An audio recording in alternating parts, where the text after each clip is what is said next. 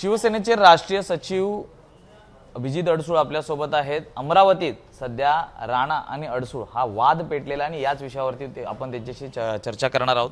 साहेब, अत्यंत टोकाची टीका हे रवी राणा आनंदराव अडसूळ जे शिवसेनेचे ज्येष्ठ नेते आहेत त्यांच्यावर करताना पाहायला मिळत आहेत। काय आपली प्रतिक्रिया आहे? हे असंसदीय, असभ्य आणि अपरिपक्वता हे काय रवी राणांसाठी नवीन नाही। हे अशाच पद्धतीचं वागणं असल्यामुळेच त्या ठिकाणी लोकसभेची जागासुद्धा त्यांनी त्या ठिकाणी घालवली। सर्व पक्षाचे नेते तेव्हाही त्यांच्या तिकिटाच्या विरोधात म्हणूनच होते आणि ही अमरावतीसाठी काही नवीन नाही आहे। ही भाषा वापरण्याची पद्धत ही रवी राणांची जुनी आहे आणि म्हणूनच कुठेतरी हे अशा पद्धतीचे वादविवाद त्या ठिकाणी होत असतात। कुठेतरी शिवसेनेच्या ज्येष्ठ नेत्यांवर अशा पद्धतीने खालच्या पातळीत टीका केल्यामुळे कुठेतरी आपल्या मनामध्ये एक या ठिकाणी आपण पाहतोय तर एक संशय निर्माण झालेला आहे की महायुतीमध्ये नेमकं सगळं काही अलबेल चाललंय का, हा देखील प्रश्न या ठिकाणी उपस्थित होतोय। नाही, नक्कीच यामध्ये जर रवी राणासारखे छपरी आमदार जर अशा पद्धतीची भाषा करत असतील, आजच मला कळलं अमरावतीला सुद्धा त्या ठिकाणी जोडेमारो आंदोलन शिवसैनिकांनी मोठ्या प्रमाणावर केलं। मला वाटतं की हे महाराष्ट्राला रुचणारं पचणारं नाही। खोटे जॉब सर्टिफिकेट बनवले, खोटे तुम्ही आदेश मिळवून घेतले, यंत्रणा तुमच्या हातामध्ये, पैसे तुमच्याकडे आहेत, याचा अर्थ तुम्ही काही करू शकता असं नाही। जनतेने त्याचं उत्तर चांगल्या प्रकारे दिलं। त्या ठिकाणी राणा म्हणत होते की बाबा कुठेतरी ब्लॅकमेलिंग केले जातं, पैसे मागितले जातात। मला सांगा की एक खासदारकी सोडणं, एक कॅबिनेट मंत्रीपद सोडणं आणि 150 करोड जनतेचा विश्वासघात करून तुम्ही मिळवलेलं सर्टिफिकेट, याची काय किंमत खरेखर तुम्ही लावू शकता? 150 करोड जनतेचा विश्वासघात तुम्ही केलेला आहे आणि याची किंमत मला वाटतं रवी राणासारखे लोक ही लावू शकत नाही।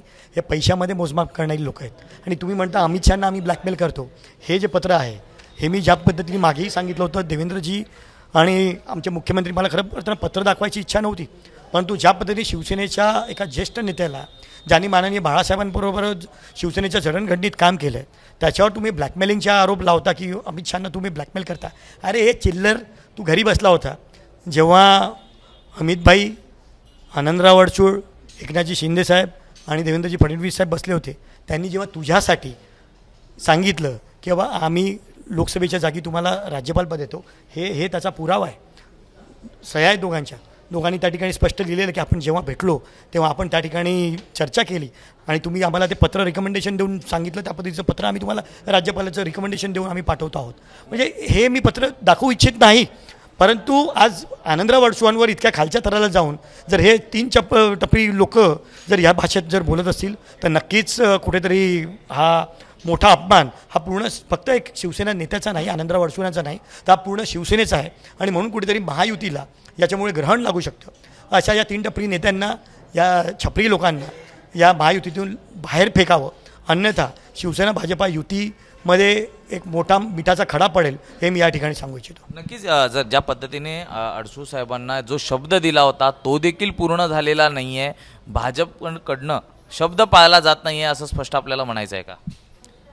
नक्कीच आतापर्यंत 2 वर्षापासून आम्हाला मुख्यमंत्री आणि उपमुख्यमंत्री साहेबांनी सांगितलं होतं की त्यांना राज्यपालपद आम्ही देणार आहोत। एवढंच नाही तर जेव्हा लोकसभेचा विषय आला तेव्हा चर्चा झाली, पत्र दिलं, सगळं झालं।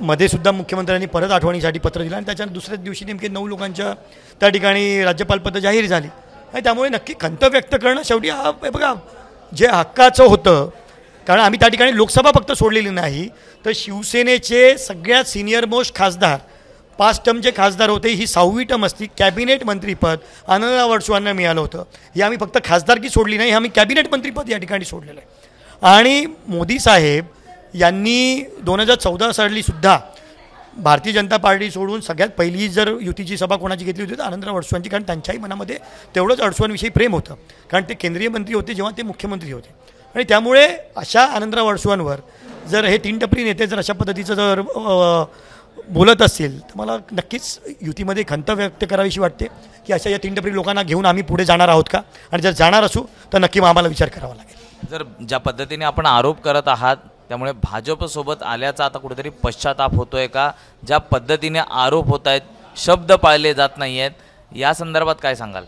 हे बघा, राजकारणामध्ये थोडंफार पुढे मागे होत असतं, कधी वेळ कोणाला तरी दिलेली असते, भरपूर गोष्टी येतात, वेळ जुळून यावी लागते।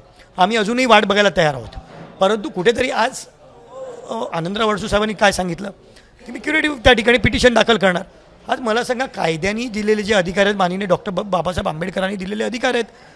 तुम्हाला सेशन कोर्टातून नाही न्याय मिळाला, तुम्ही हायकोर्टात जाता, हायकोर्टात न्याय मिळाला, तुम्ही सुप्रीम कोर्टात जाता. आणि जर तुम्हाला वाटतं सुप्रीम कोर्टाचा न्याय नाही मिळाला, आणि खऱ्या अर्थानं फक्त मला नाही वाटत, देशातल्या सगळ्या जनतेलाही वाटतं की त्या ठिकाणी न्याय नाही मिळाला.